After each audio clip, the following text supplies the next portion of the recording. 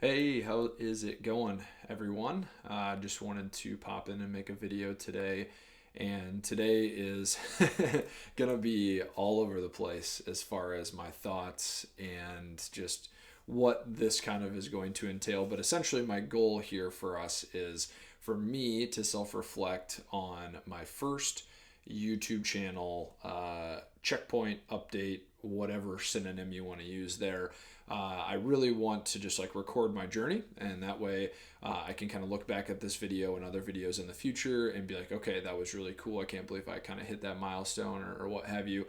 But then in addition to that, provide motivation, inspiration, and hope for those that are walking a similar path. I want to make sure we're all in this together, and hopefully you can find something from this that will engage you to either start a YouTube channel, or indulge in whatever creative endeavor that you're looking to pursue.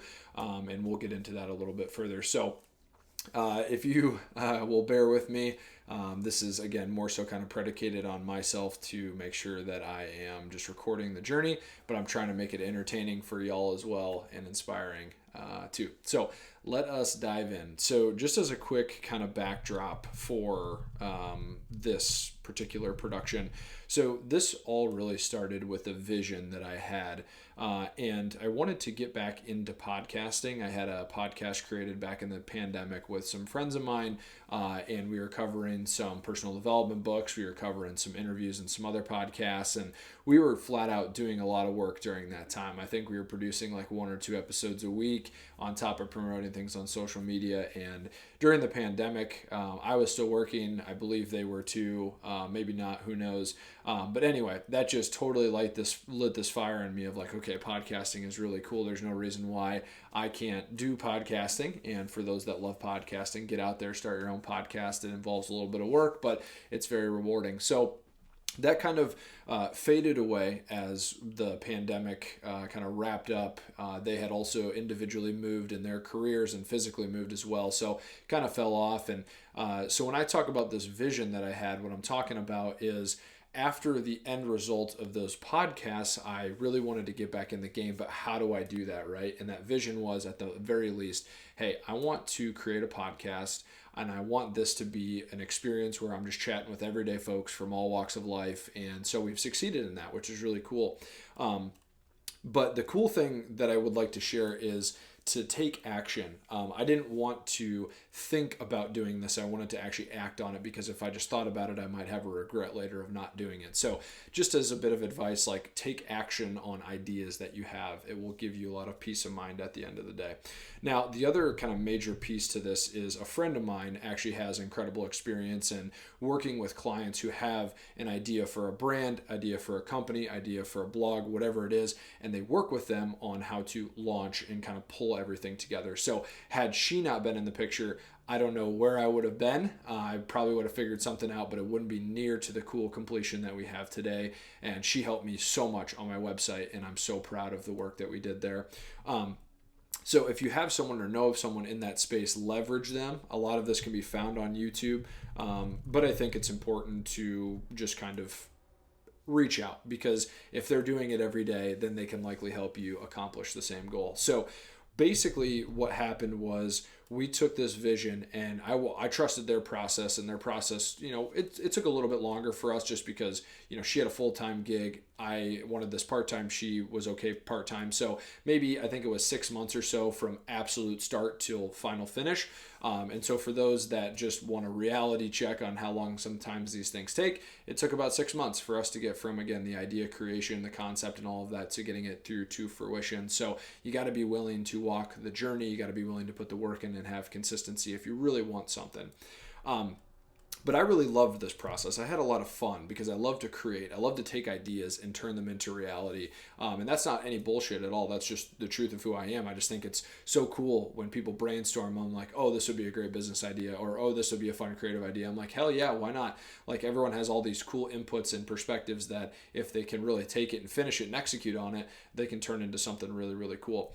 So we did that, and I love doing that. And I would strongly encourage you to dive into this feeling in your gut if you have one of like, okay, even if it's not totally clear, I have this thing that I want to do, and I want to be able to walk to see that through to completion. Go on that, listen to that, because that is the beginning of a birthplace of incredible creation. Everyone can create, really can. It's just a matter of feeling that gut feeling of, hey, I want to make a brewery, or hey, I want to make a blog, or I want to make a marketing company, or really anything under the sun. So if you feel that in your gut, definitely run with it. So let me flip down here to keep going.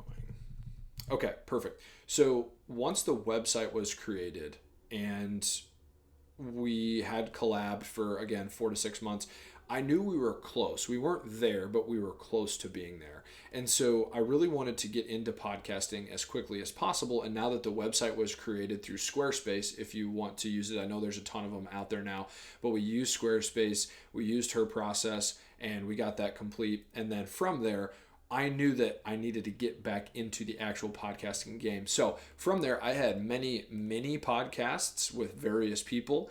Shout out to all the people that kind of worked with me on that. But what that did was it kindled and gave that fire a little bit more wood to burn. And so as you complete these small steps in the process, you can slowly kind of get new ideas. Oh, that feels good. Oh, let's maybe, pivot to do this or that. So I was definitely enabling my end of the podcasting while she was helping me craft the website and other things.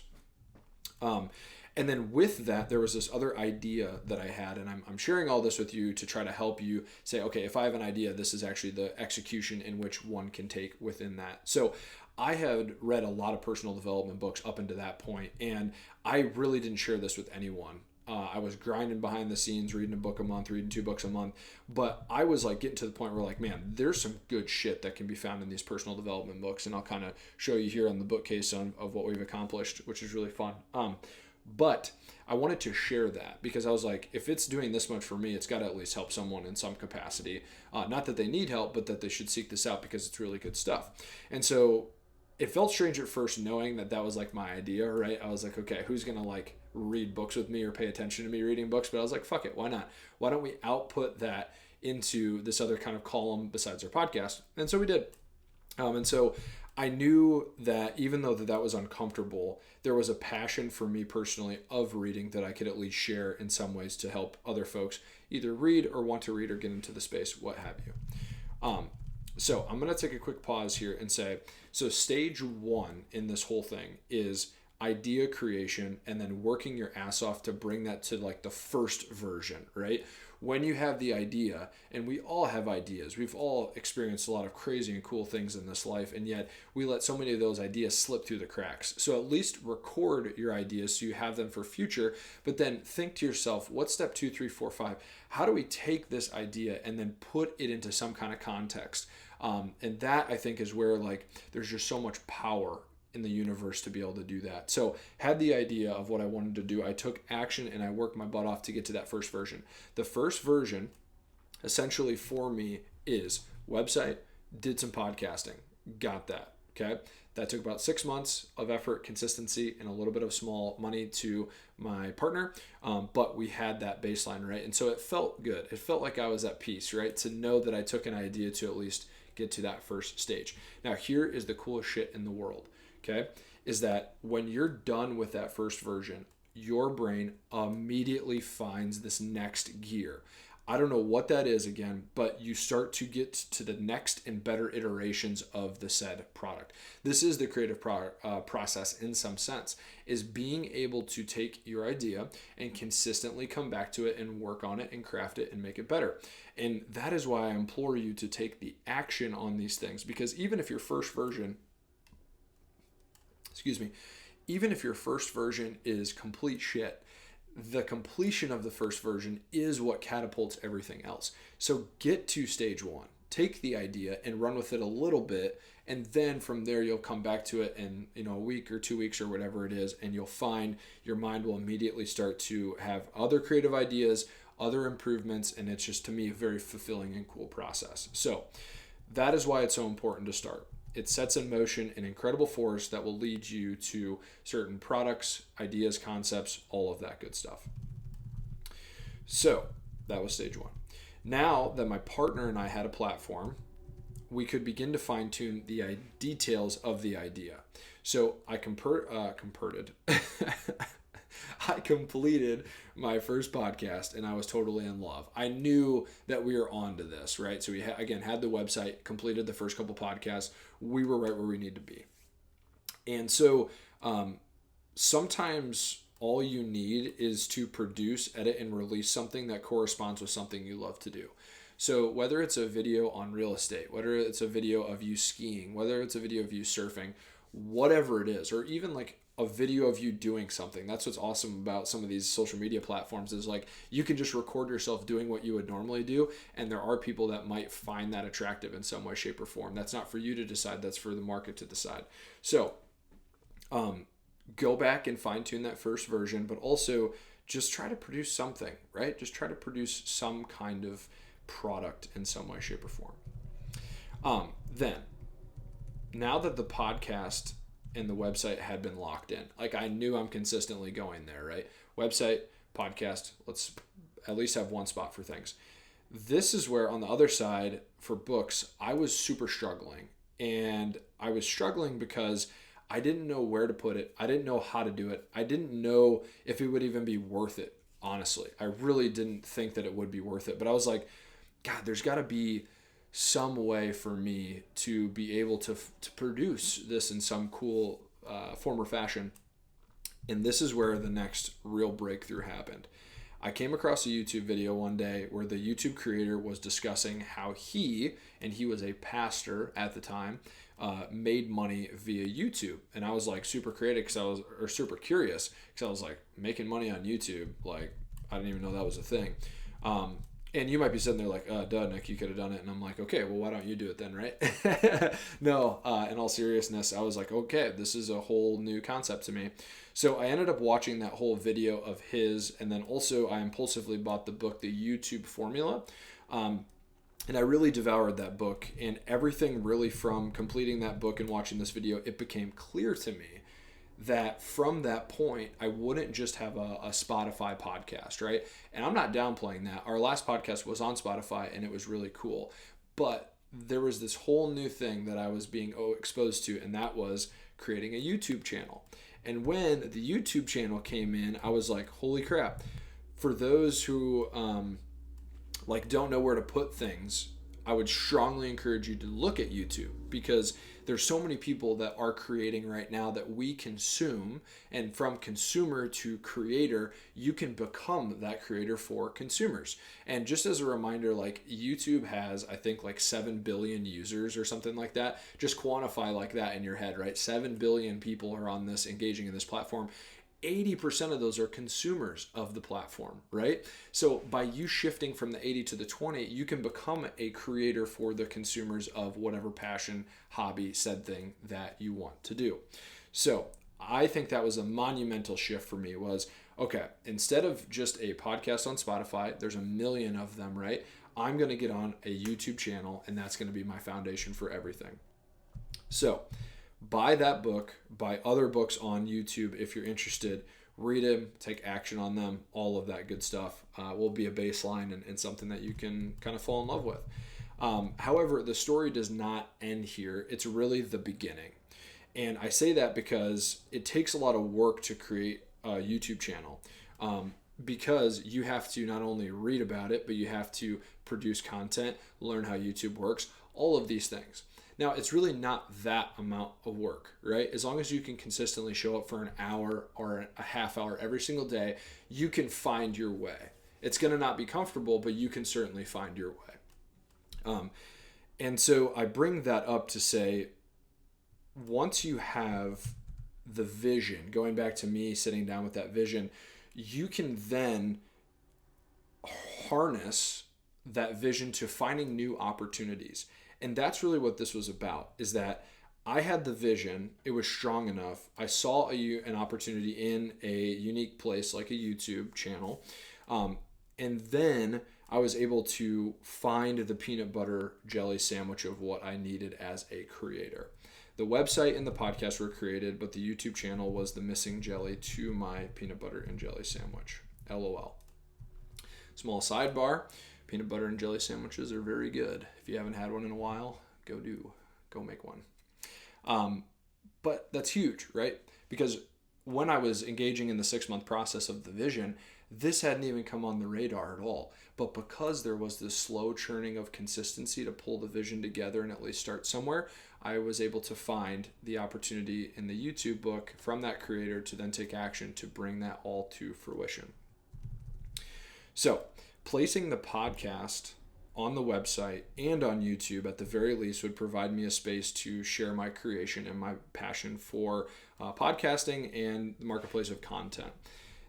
As for the book reads, though, YouTube gave me a chance to see what other creators were doing within that space. And that was like the secondary wave, right? It was like this YouTube channel idea of like, okay, we can do this. This will be really cool, and we'll see what the hell happens. If we make it, great. If we don't, statistically, we're not going to make it. That's okay. We'll at least attempt. But when I started to see other people doing similar things, that gave me energy because I saw what they were doing. I appreciated the level of work that they were doing it at. But then I'm like, okay, they're no different than me. We're all humans. They're just doing it, and I'm not. So what is my iteration of what they're trying to do? And so I share all that to say, as creatives, we must be open to learning from others. And that's how you kind of hone in on your niche and your craft. Because as I was learning and observing, I found that essentially a YouTube channel is a place for either kind of full-scale book reads, like they literally read the whole book on YouTube for like 5 hours, or there are people that provided short summaries of books. Both of those are great because it gave the creators an opportunity to produce online, which I think is, again, super awesome. But through all of these threads, right? Through all of these threads, I then came to the spark note of, or not spark note, I'm just making up shit right now. I came up with this very cool place to find what I needed for this book read. And so I identified this new place for my channel, and that was the playlist concept. Okay, so pause, because I was doing a little bit of storytelling there and kind of inspiring and all that good stuff. So again, stage one, we have our idea creation, and we put a little bit of work into getting to moving it this far. From there, that opens up a new lens out into whatever it is in your reality. From there, another different medium or different idea can come through. That helps you carry things a little bit further. And then finally, when the breakthrough comes, and for me, it was finding the YouTube formula and knowing that I could start the YouTube channel, then all of a sudden, all this stuff comes rushing in. All these ideas, all this context, seeing what other creators are doing. That is fuel for you to continue to refine what it is that you want to refine. And so getting back to the playlist concept, I, as a business person, know that you have to have a specific niche for your business to operate successfully. You don't want to copy what people do, right? That's not cool. That's their way of doing things, and you need to find a new way. And so I found my blue ocean, so to speak, or my kind of area in these playlist concepts. And essentially what I wanted is a place for people to go to watch my video regarding a book that they wanted to read, or they could hear from me in real time on what that book was about. Additionally, the playlist provided a chance for us to be able to pause, take notes, and enter in at any point within the playlist, similar to a TV series on Netflix. Okay. And I share all this to say that the YouTube formula has incredible ideas for these types of things, and just be open-minded to trying out things. So one of my first book read videos that I did, it was total shit. Like, I didn't even produce it because I was so nervous to be on camera. I was so nervous to like, how am I even going to do this thing? But I did it, and that kind of gave me energy to do another one. But then all of a sudden, when I had this new filter, this new lens of seeing how people created on YouTube, I was like, okay, here we go. We either have to decide, do we emulate what they're doing in a different way, or do we try to find our own iteration? And that is where I landed on those playlists. Now, there are probably people out there that I don't know about that could be doing the same thing. So I'm standing here talking to like it's this revolutionary idea for me or what have you, and there could be people doing it. But for today's purpose of the video and for where I am in this journey, that was the most important thing, is to give myself a place to put all this channeled energy in. And so that was like super, super big for me. And then also, like, just from a consumer perspective, excuse me again, if you're going to be interested in a book, likely you're going to talk to a friend about it. You're going to look at a review about it. And so the goal for me is really over time to build this digital library of, hey, Nick has got this channel, and what he does within this channel is he takes these books, breaks them down, and explains all these things, and sometimes teaches, sometimes does concept overview, sometimes real life application. But if they can plug in for maybe, I don't know, a day or two and kind of go through these chapters and be like, okay, I want to buy that book and read it on my own. Or I don't know if that's for me, through Nick's explanation of said book. Because I would love for everyone to read more. I think reading is super healthy. It doesn't have to be personal development. That's just something that I find useful. But all in all, it's just this one-stop shop for people that are interested in reading these books, which is super exciting for me because I love to do it. Yada, yada, yada. But yours could be very different. Your idea could be different. It could be just videos broken up. It could be one long video. It could just be a playlist. It could be many different things. So again, leverage the YouTube formula or other books on how to kind of come up with the idea for packaging and putting it out there. And then from there, you're good to go and you can kind of get off and running. So stage 2 in the creative process was complete, right? I had my perfect PBJ sandwich for the platform for both my podcast and my book reads, along with other ideas as well as they're flooding in. Establishing the platform, though, is absolutely critical. You need a place to put your creative output, like no matter what. Even if you're like drawing it and creating it, like that's totally cool. And I know that there's a lot of artists out there that have physical creation, but I would encourage them to almost make video content for their physical creation to show how they're doing these things. And so that's what's really, really like essential, because whether it's YouTube, whether it's TikTok, whether it's Instagram or any other social media, focus in that content creation in that said platform. It's critical. Okay. The final work after this in my video for kind of today and what I'm sharing is figuring out the how in terms of posting and producing your content. So this is like the last iteration of everything, because we've had our idea, we've taken execution on that idea, we're finding new ways to promote that idea, and once we finally have the firm foothold and root, then we have to go to, okay, how are we going to do this consistently if we're actually going to take shit serious, which you should. It does take time, but that's where the world is going, in my opinion. So that was the next step, was how to. And so there is very much a learning curve that takes place, and like just know that your first videos, probably your first 20 videos, are going to be like total junk. And I don't mean that in a bad way or a disrespectful way. It's just that if you don't know how to do something, naturally you won't be good at it. And that's okay. That's where learning, growth, and development comes in. And so basically, after I made a couple terrible videos and got used to like this camera engagement that we have right here, it leads you to enable that creative process, which is version 1, iteration, version 2, iteration, version 3, iteration. And then all of a sudden you've gotten to, whether it's your 50th, whether it's your 100th video, that gets you to where you're starting to find this groove. And when you're starting to find a groove, man, that is when cool things happen. So you don't even have to put this out into the world, but I would encourage you to make 20 videos, 50 videos, 100 videos. I'm going to be doing this. I want you to do it too. And don't judge so much on the result. Judge on your ability to get better and more comfortable time over time over time. That is what leads to really solid product. So maybe you do 20, and within that 20, you essentially, kind of work out the bugs of the audio, the video, all this other stuff. And then from there, you actually post your first video. It appears to be your first video, but it's actually like your 50th. It's your 25th. So then that way, that's kind of a cheat code to being able to kind of have good content, if you will. For me, I'm not afraid of putting myself out there and knowing that some of my first videos are not very good. If you go to my first book playlist, for example, I loved it in terms of reading the book. It was great. Shout out to Obstacle is the Way. But after my completion of my third, I was immediately going back to my first and being like, okay, this is definitely not quite what I want to do, or, it was just the first, so it's the first.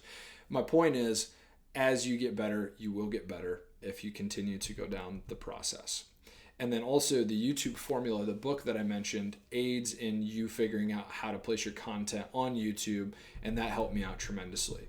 Because there is just a plethora of different places and different types and different things. Again, we're talking about an ecosystem that has like 1 billion active users a day and like 30 million YouTube channels on it that is all producing content. So like it's a massive blue ocean of like content creators outputting that into the YouTube universe.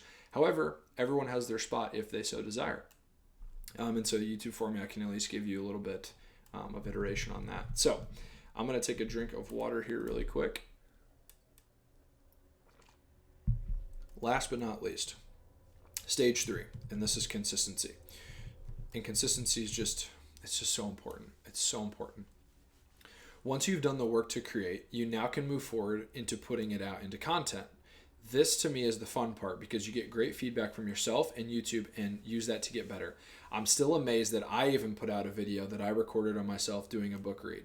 I recorded myself reading and producing a book. That to me is like completely wild, right? It's uncomfortable. It's like, dude, you're recording yourself reading a book and then sharing it with people. Super, super nerdy. But I did it because I love it. And like I said, I had enough passion for it to get through that uncomfortable piece.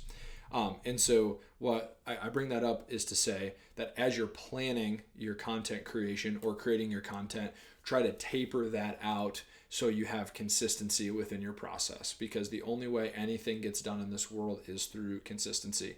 You're not trying to go viral, and if you are, fair enough, but lasting YouTube channels, there's a tried and true formula, is reps, and you're just continuing to put things out that are, hopefully good. So consistency with getting better.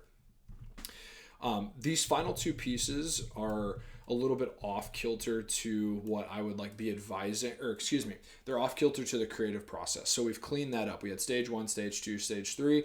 You now have a framework to work around. And I'm also saying that to Nick as well as the producer to the consumer. We have this video now to remind us where we were at and where we were looking to go.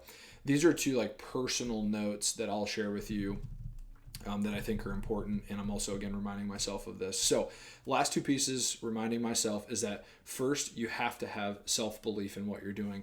Only you are with you at the end of the day. So if you don't believe in what you're doing, then no one will believe in what you're doing. Even if you have the most tremendous support staff, it doesn't matter unless you can carry the baton and say, you know what, God damn it, I think this is cool and I'm going to be doing it. So you got to have that first. Because everyone does have their specific way of expressing themselves. So don't let that inner bitch voice be like, no one's going to watch this video, or will it even be good enough, or will people hate it even if I try? All of that stuff is preventing you from growing, right? So just step up to the plate, start making videos, get over yourself, work hard, and know that in time, your ability to communicate, your ability to tell stories, your cool product that you have, whatever it is, that will find its way through due time of consistency. But you can only be consistent if you are going to have that self-belief in yourself. So that is the first piece. The second is, and this is very, very important too, finding a third-party source to provide feedback on what you're trying to do and listen to that source from the perspective of the consumer. So find a brother, a sister, a mom, a friend, a neighbor, anything to view your videos and say, hey, these are the top 2 or 3 things that I liked. These are top 2 or 3 things you need to work on. And that input, if you can move your ego aside, will be the keys to the kingdom. And I'll give you a personal example here, and I'm just so grateful for my neighbors for this. So I have 2 neighbors, Seth and Rochelle, and if you watch this, shout out to you guys. Beautiful family, 2 beautiful children. They incidentally became our neighbors in the first place, which that's kind of a story for another day. But Seth was specifically open to me and talking with me about these books, and then also Rochelle and Seth together wanted me to be successful with this YouTube channel. And so through these iterations of me making these reps, I was able to take that framework, give it to a third-party source and say, dissect it, give me feedback. There's going to be things to work on. There's going to be good things. And they have been just insurmountable to my success as far as where we are today. And so I share all that to say, people do care about you and people want you to win, the right people. And that feedback can be so critical because they're not attached to it and they're viewing it from the consumer perspective. The consumers will give you feedback on how to create better as the creator. So if you're never going to watch your videos and you're never going to get better and ask for feedback from people that are consumers, you're never going to make the proper adjustments to actually get the momentum going as an actual creator, because it's a skill set, right? It's a skill set to be a good creator, and you need to know what they're seeing even if you watch yourself, because sometimes we can be too hard on ourselves from that standpoint. So find that third party source if you do not have them, along with self-belief. And these are kind of the outskirt two pieces while we covered stage 1, stage 2, stage 3. So, excuse me, that was my third time doing that, but who is keeping track? All right, so as of today, making this first YouTube pit stop, YouTube checkpoint, whatever it is. So my channel has 67 videos, which is 6 podcasts, 3 book reads. We now have hit 1,000 views, which again, I never would have even imagined we would have had that. 60 hours of watch time and 19 subscribers. And like, let me just be totally transparent with you guys. Like when I started, I didn't even think I was going to get a subscriber. Like I didn't even think I'd have a single one, maybe 5 like family members, right? But to have 19 people hit that button and subscribe, I'm just so grateful for this opportunity to even get to this point.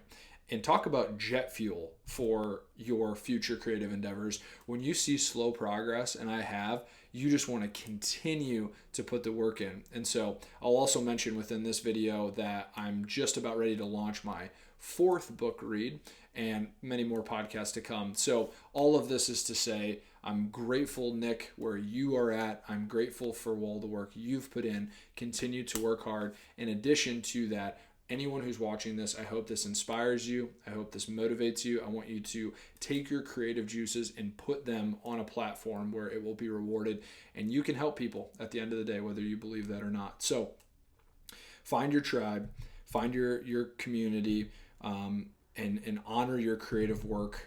And to myself and those that are watching, keep on going. Step by step, video by video, keep growing, looking for a way to make things better. And I'll leave you with a quote. The person who loves to walk will always walk further than the person who wants to find the destination. This isn't about subscribers. This isn't about watch time. This is about walking the walk, loving the process, and just enjoying the journey as well. So thank you guys so much. Hopefully, again, this video provided some value, and also to Nick, and we'll be in to do other content.